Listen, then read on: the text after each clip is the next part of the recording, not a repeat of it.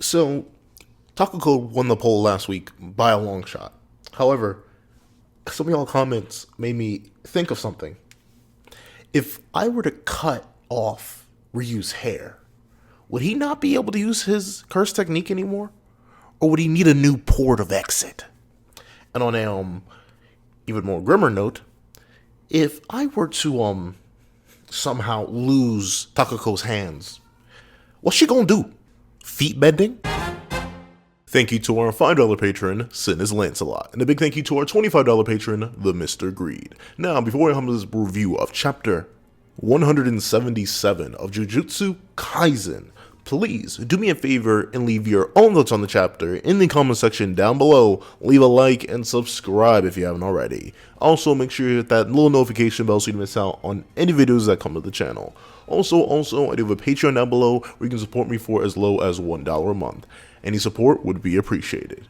Now, let's get into it. What's up, guys? I got a pencil here, and here we are reading chapter 177 of Jujutsu Kaisen, which is known as Sendai Kure number 4. But y'all as well call it just they finally jumped him. And honestly, like it's not even, that's not even really accurate of a title, because they did not appreciate, at least one of our members did not appreciate the jump. However, I'm happy what happens at the end of this chapter, so let's hop right on into it. So we open up, honestly, in a really interesting spot, right?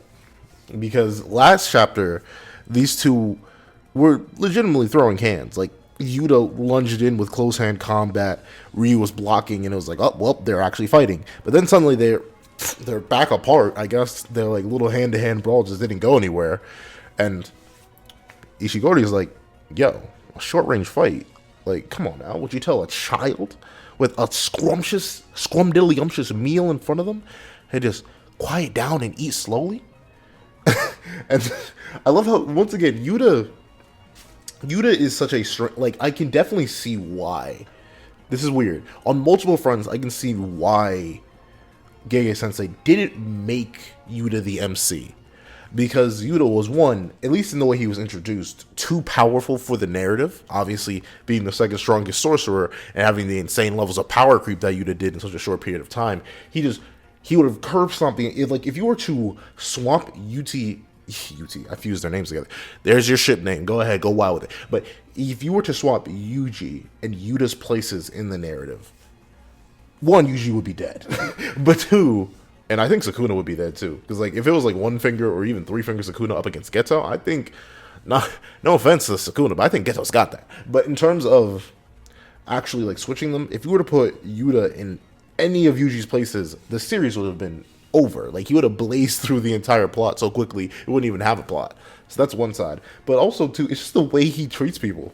Like, I'm not sure if this comes from, I feel like it's a mixture of things. It's how he was raised, it's how he views the world, and it's because of how strong he is.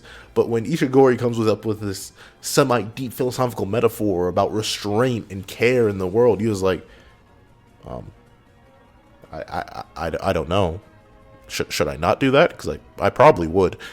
And I don't know, it's really, Yuta's a nice dude. At the end of all things, he's still like a chill human being. Of course, he's terrifying, but you know, everyone's a little bit terrifying when you get down to it. So I find it hilarious following him in this situation where he's literally up against what would be titans. Like, if you were to put Takako and Ishigori against anyone else, like put him up against Panda, put him up against, heck, maybe even Maki, honestly, because I legitimately don't see a way.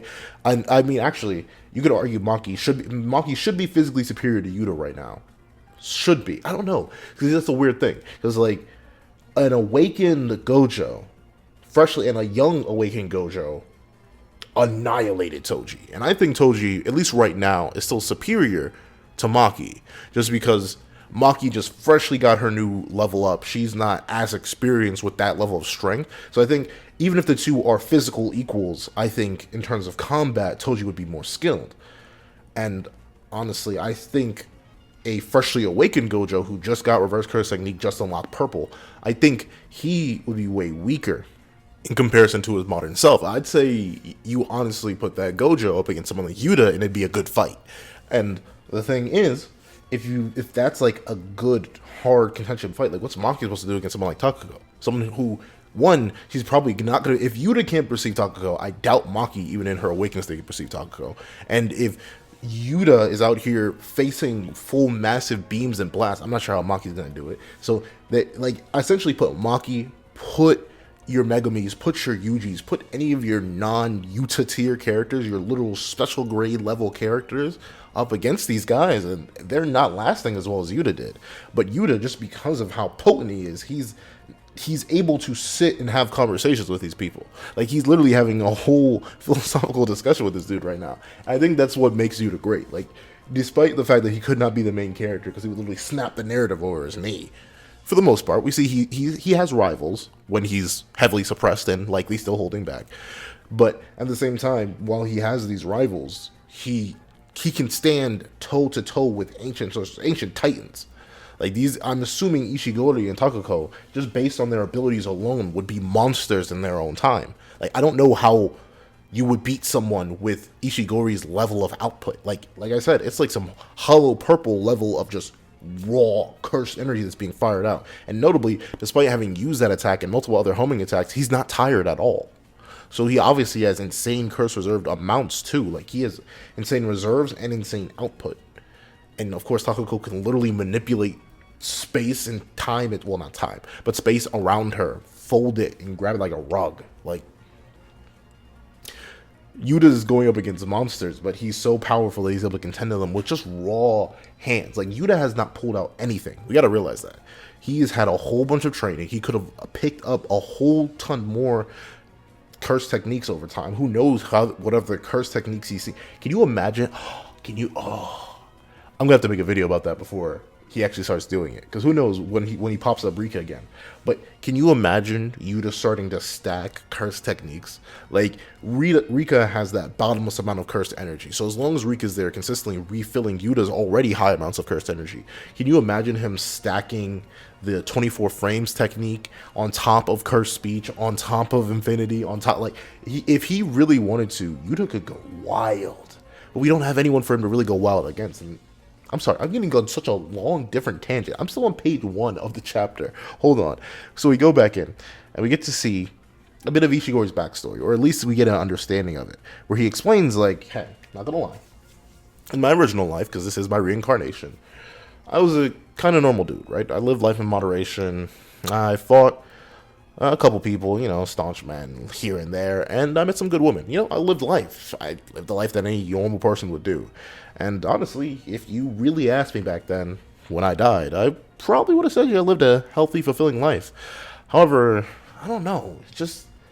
It feels like it wasn't enough. And I can definitely, this is a weirdly relatable motivation. Like, where you're living a good, healthy lifestyle, people have it worse than you, and you know that people would want your life. But there's that weird feeling at the back of your mind, like, I don't maybe need more, but I want more. Like, I have enough money, but I want just a little bit more. I ate enough, but I feel a little gluttonous.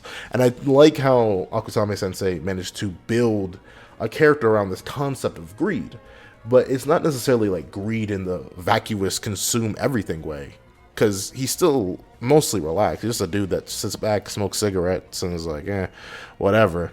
He's just a dude that's unsatisfied with life. It'd be one thing if he was like, I want to consume everything, I want to have all the money in the world. But no, he just wants to satisfy this hunger, this little extra nuance. And I think that nuance in Gege's writing is what makes these short-term characters feel so memorable. Because, like, you could have easily gone just 100% over the top to make this character stick in our heads. But by having someone like Ishigori, this character we had really technically just met last chapter. Sure, we got a little light introduction to him. We had a little taste of his personality before. But this is the first time we're actually having, like, live discussion, live communication with him right here on air. So seeing him have there's this deep feeling of unfulfillment within him, and this want to have fulfillment from the bottom of his soul. He's like, yeah, and I don't know, it feels weird that I empathize with this man who's likely killed a whole bunch of people. Like, I don't know, it's strange. But we see essentially the point of Ishigori's entire existence, his entire reason for reincarnating, is that despite living a full life, in spite of living a life that was technically full to the brim, a life that was complete, a full meal, if you will. There just wasn't any dessert. There wasn't that little touch of sweetness at the end of a long road.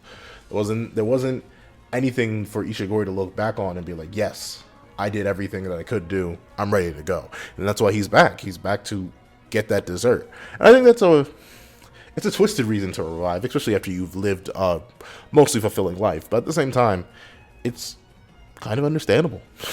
Especially for someone like Ishigori, who seems so laid back. It's like, yeah, you know what?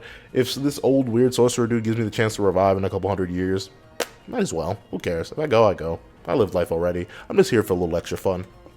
I like, in comparison, like, Ishigori is the only one that I've seen so far that I would actually liked Yuta to not execute and bring along. Like, as cool as I thought Reggie was after finally meeting him and getting in a in-depth battle with him, I think it's good that Megami got him out of the narrative. Higuruma is someone I wish stayed too. Like, Higuruma and Ishigori so far in the first 2 pages of this chapter have made me want these two to just hang out. Like, if we could get Yuta and Ishigori, the duo of the century, I don't know. I feel like that'd be great, even though I'm quite confident with the end of this chapter, Yuta's full on the murder spree. When really, honestly, this could be a trio. I don't know why I'm thinking of this right now, but considering what we have here, like this group of sorcerers that are all titans in their own right, can you imagine if these three were just like, actually, instead of killing each other, why don't we just hang out? It's so stupid, right? Like, I get it. This is the culling game. You got, as Takako herself said, you got to get enough points as you can. And obviously, having other people running around with a whole bunch of points isn't a good idea. But even still, come on now, you can play a little bit together. Like, come on, Ishigori, you would have a better buffet if you traveled with someone this strong. Because if he's going to keep running into people of your level, you could keep running into more fun, more meals, more stuff. I'm sorry, I'm going off too long. But then we get to see that Yuta senses his approach, and Ishigori is quick with it. And I love Ishigori's fighting style. It's like a close boxing style, where he has quick jabs. So, like, he went for Yuta's side, and Yuta barely blocks it. He goes for his head. Yuta very dodges and redirects. And these two have essentially this exchange, this light work of close blows.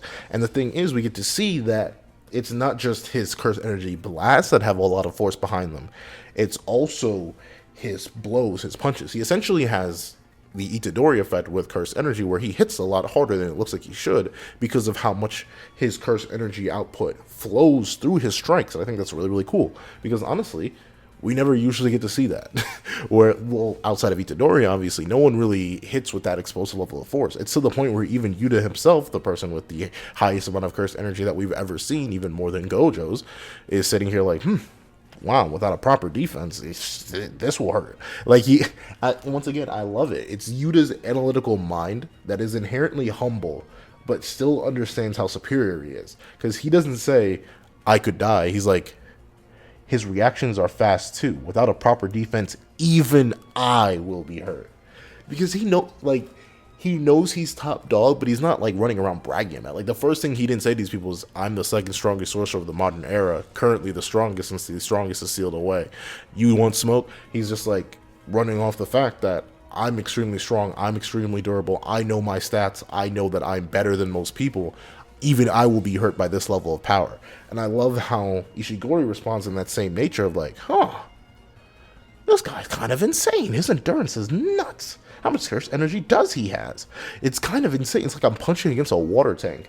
And that's actually a pretty accurate summation. Like, there's a whole bunch of stuff inside this thing, and it's also pretty durable because it's a metal coating. So Yuta being this durable, and I don't know, it's just a really cool comparison. I don't know, maybe it's just that I overanalyze JJK or something like that. Maybe it's because I look for something more, but is this kind of stuff just lacking? Like, I feel like I never talk in depth this much about, like, thought processes and internal conversations and character ideologies in other manga. Like, well, I do occasionally, a lot in other manga, but still, like, what Gege managed to do so quickly, having these two have such an interesting interaction, and having these two have such interesting philosophies about each other and their perspective relative to each other, it's really, really cool to me. I don't know, I really appreciate that. And I love how Ishigori and Yuta have this, like, two-tiered interaction where Ishigori's like, what's there to be unsatisfied with? Like, he's searching for his answer, and he's super excited that Yuta may be this answer. And Yuta, I'm not sure, maybe this is Oh no, this is all Ishigori. But I love how in this dual interaction you have Ishigori preparing, right? He has this like slight little smirk on his face as he's considering his ideology. Meanwhile, Yuta just has this predator's gaze. I don't know. Yuta, whenever he's like looking ominous, which is very often, I will admit, Yuta is a king of just appearing. That's why, like, you know something's up with your character when Yuji Itadori, before even seeing the source of it, is like, the heck? Is this Gojo? No, it's more ominous. So whenever Akutame portrays how like haunting Yuta's presence must feel simply through like a glare, like the look in his eyes, it's amazing. I love to see it. And of course, these two have this really cool backlash. And like I had to draw it. Unfortunately, I couldn't fit it all within the page.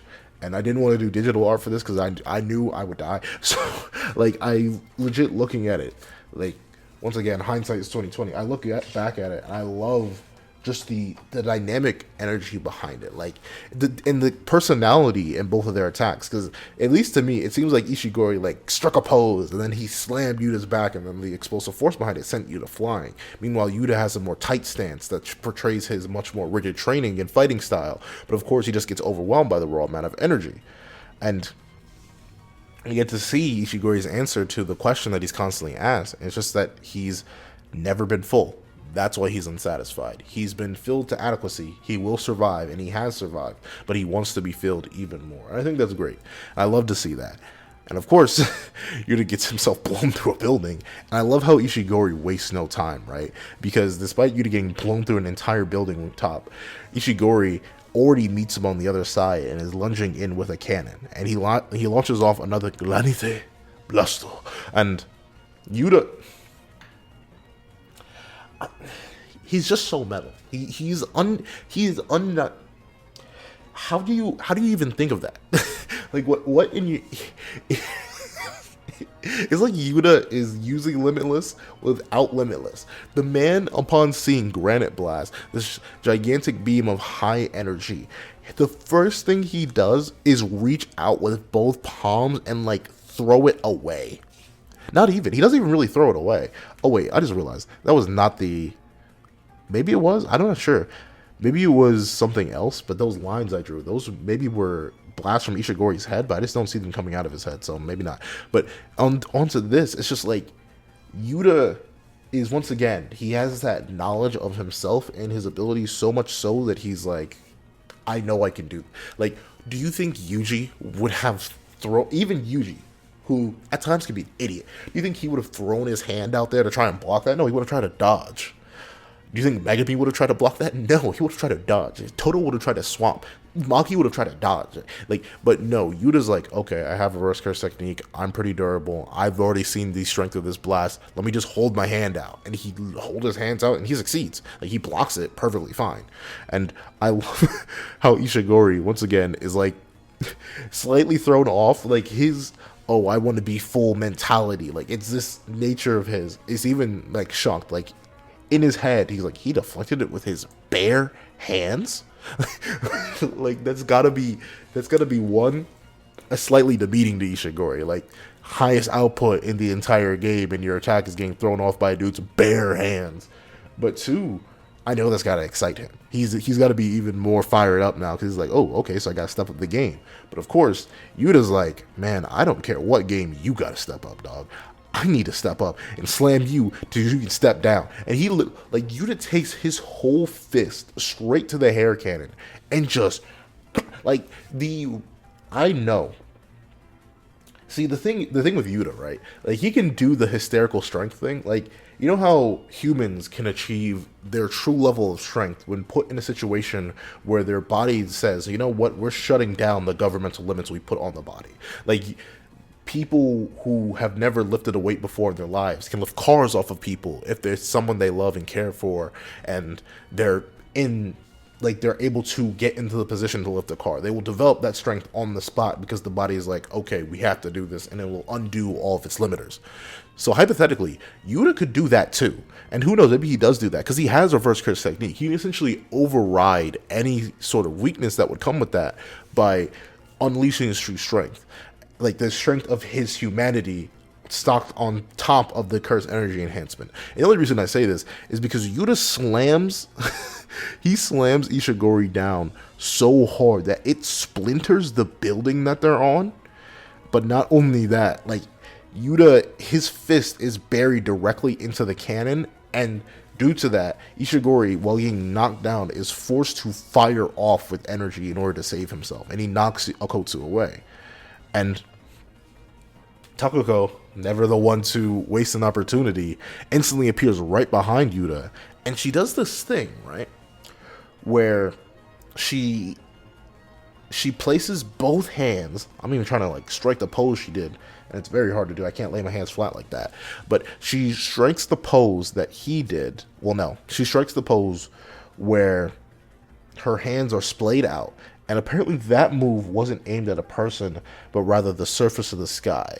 And Geiki describes it like cracking a thin layer of ice while trapping the opponent. And by doing that, she activates thin ice missile and sends Yuta flying back into a building. So, was that a momentum hack? Was because I'm assuming that's what that was, right? Because notably, what Takako said last chapter still has me believing that she cannot necessarily initiate attacks on her own, but she could hypothetically steal the force of other attacks and possibly redirect them as long as she can activate something like Thin Ice Missile in time. The reason I think she stretched out Yuta's fist and then jabbed him rather than like doing Thin Ice Missile towards his fist is because she may have not had enough time to strike the position to activate that part of the technique, and thus she just went for a simple misdirection by stretching space. However, if given the opportunity, such as her opponent literally being thrown towards her with a max amount of force while she pops out of nowhere, she can strike the pose and then use it. So I can definitely see how this is still technically a defensive technique, even if I would just be cracking space left and right. Like, I would literally just be throwing every single thing would be broken. You would not want me with Hero's power. I would just be annihilating everything around me without any remorse. But no, I wouldn't. No, I wouldn't. That's the whole reason I didn't want to go with Ishigori's whole thing. Like, I didn't want that because I didn't want to destroy things. But, like, geez, it's a really cool ability. And I love how Ishigori is so annoyed, right? Like, he's not like, hey, thanks for the combo move. He's like, get out of my way, you disgusting.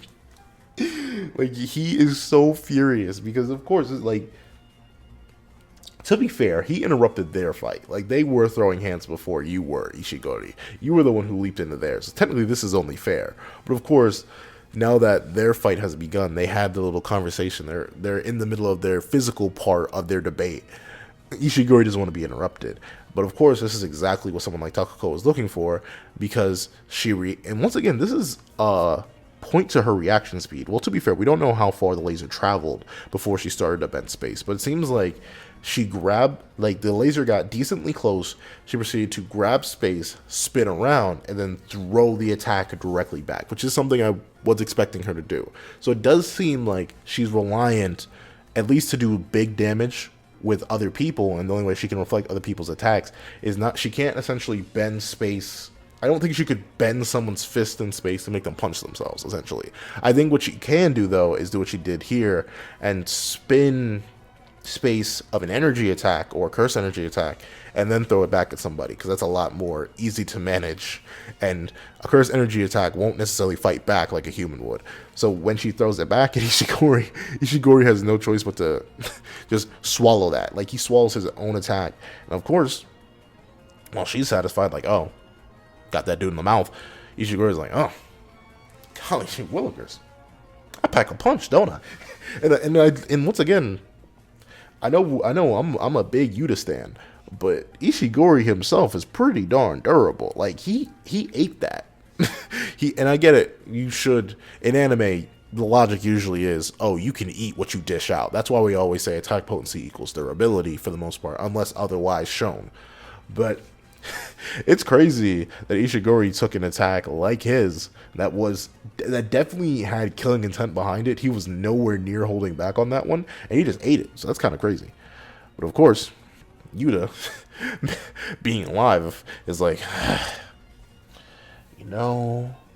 all I wanted to do was get some points, save my master, kill a couple of sorcerers, and then I run into that bug that I had to give mouth to mouth. I run into this woman who's throwing me around in the heavens, and now I gotta deal with this dude who has a head cannon, and not the one that I can just close the app on. Jeez, I guess I gotta fight y'all. And I love how the essential mental idea is like, we still got to take Yuta out. Like, despite the fact that the man's been through so much, and probably on top of the fact that the man's been through so much, he's running low, and he gotta die. And we get to see that Takuko's like, oh, so you can take a hit. That's good, but I'm gonna toy with you. And I believe both of them are referring to Yuta, because what Ishigori says is reverse curse technique is hard to deal with, but it takes a lot of cursed energy. He's been hit with attacks from Kurushi, Udo, and I, meaning he's been using it every time. At last, we see the bottom of your cursed energy, Akotsu. And honestly, that's kind of insane when you think about it, because remember Hazanoki? I believe his name was Hazanoki. The dude in the overalls who kept ripping out his organs and throwing them into people. Does he have more cursed energy than Yuta? I mean, to be fair, Yuta's been taking arguably higher scale damage that isn't consensual. Who knows? Maybe Hazanoki's own curse technique has like a reverse curse technique discount, like in terms of like he has a discount on how much energy he has to use for reverse curse technique because it's a part of his curse technique. Meanwhile, Yuta's just using it externally. It's just another ability he has. So maybe so, but it's kind of shocking that Yuta, who, I don't know, he obviously has 35 points, so he has been running a gauntlet right now. So it does make sense that even Yuta with his bottomless curse energy would be running out after so many battles, even if only the last 3 have been remotely challenging to him. But it's kind of crazy that the bottomless cursed energy user has a bottom, but obviously we know where the real bottom is stored, in another person. And I love how Ishigori, in a moment where really he should be like maybe rejoicing or be like, whew, okay, maybe the dude isn't indestructible. Maybe I can actually take him if need be. In actuality, he's like, man, no matter how delicious the cake shop is, no matter how good it is, the empty shelves at closing time will always be a disappointment. Where does this guy come from? What era does he come from? Cake shops. Were there cake shops in ancient feudal Japan? I don't know. Maybe that's the modern memories of this dude. Because I don't think, once again, while we don't get an explanation on it, based on what we know of Sukuna, I'm assuming all these people are reincarnated through like cursed objects or something like that. So maybe he's just tapping into the memories of whoever his original host was. Because how do you even know what a cake shop is? But then again, Reggie had receipts, and he was also from a very old period. So who knows? But we get to see that Ishigori, he's just sad, like, man, you're not the thing that can satisfy my hunger either, bro. If only there was this secret, super powerful Shikigami you had that could absolutely override my entire expectations, make me full, and then kill me so I get the happiness and joy that I've been searching for all these years. But Yuta, you wouldn't have that. Come on now, coach, you don't have to tell me that. But of course, we get these 3 blank panels, 3 white panels, and it says, Ishigori won't target ordinary civilians, but he also won't hesitate to get them involved. Considering her points, Uro also only fights sorcerers because of her pride, maybe. I wanted to stay away from the stadium with everyone in it, but I don't have a choice anymore. Come, Rika. All of you. All of her shall emerge. Alright. So Yuta essentially said, that's it. Y'all got me. I'll put some street cred on your name. I'm calling up my wife. She gonna deal with y'all.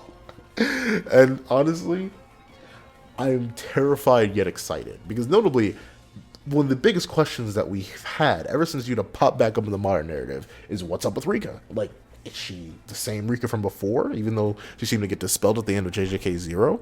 Is this a new Rika? Is this just Yuta manifesting Shikigami in the shape of Rika, in honor of Rika, using his own reserves of curse energy, kind of creating just a extra body, maybe like a portable storage unit? Or is this Rika something entirely different, something completely new? But this seems to hint at from my guess, and who knows, this could easily be disproved within the week, hopefully, because I don't think we're on break yet. We aren't on. I don't see anything about being on break, so hopefully next week we'll get an answer. But if I had to take my guess, I do believe this is the original Rika body. It's just that all aspects of the real Rika, the girl that died all those years ago, is gone. And now it's just a husk that Yuta has control over that may have like acting memories of the original Rika. I don't think the Rika the girl is cursed anymore. I don't think she's bound, because that was the whole point of the end of JJK 0. But considering he still has the ring as the activating finger, he still has Rika and her like suppressed form compared to all of her, like, I do think this still is the original Rika. I don't think Yuta repurposed his cursed energy into a shape similar, even though he very likely could. But what does this mean? It means that Yuta's done playing games. And if Yuta's done playing games 35 points in, I can't imagine what the rest of the Culling games is going to look like for him. Because honestly, who gonna stop him? Who? Other than Kenjaku himself, who may show up and be like, you know, Yuta-san, you weren't supposed to start playing so quickly. I'm going to have to remove you from the game. Like, I don't really see anyone stopping this man, especially now that he has Rika at his disposal. And like, and this is something I mentioned last chapter. Like I said, I thought the jump scenario would be better for Yuta, because that means he doesn't have to worry about the stadium anymore, meaning he can do the 2v1 or the 2v2 on Rika. Because essentially the main thing that he has to worry about now is that every time he gets hit by Ishigori, Takako will not hesitate to come out of nowhere and then optimize on that opportunity. But in that same breath, on the opposite end of things, if he tries to fight Takako, his back is exposed to Ishigori, and Ishigori will likely not hesitate to either A, harm civilians to get his attention, or B, just fire at Yuta himself. So the 2v1 is not that good on that front, but considering he has a whole other body he can call upon, a body that can fly and use portals perhaps, it's perfectly fine for him to send someone like Rika after Takako, considering Takako's not going to escape Rika. And while Yuta, after taking some of this sounds weird, but taking some of Rika and getting his cursed energy reserves filled back up, could probably very easily 1v1. I don't know why my brain stalled Ishigori pretty darn well. And I think the only thing Yuta would necessarily need at this point to like dominate Ishigori truly is a conduit. Like, just get him something. Like, if Rika has a backup sword in her dimension or whatever, just give Yuta a backup sword, and we'll have 2 packs to be smoking very, very soon. Over. I still really, really like this chapter. I think it did a great job of making Ishigori a character that I really, really like super duper quickly. Like, I'm not gonna lie, that is record timing for me to go from a character that I was like, whatever, kind of interested in, to, oh my word, I love this dude. So I'm really proud of Gege for that. I really like the combat in this chapter. I like that we got the 2v1 jump, or the inadvertent jump scenario that we got in this chapter. And overall, I'm excited to see Rika. So yeah, this is a really good chapter. I say a solid, juicy 10 out of 10. What do you guys think, though? What are your thoughts on the chapter? Please tell me your thoughts on the chapter in the comment section down below. Thank you guys so much for watching. Remember to like, share, comment, and subscribe. And I hope you guys have a wonderful day. This is That Guy with a Pencil, trying to remind you that there is a notification bell, and I do have a Patreon down below. But once again, thank you so much for watching, and I hope you guys have a wonderful day. This is That Guy with a Pencil, writing off.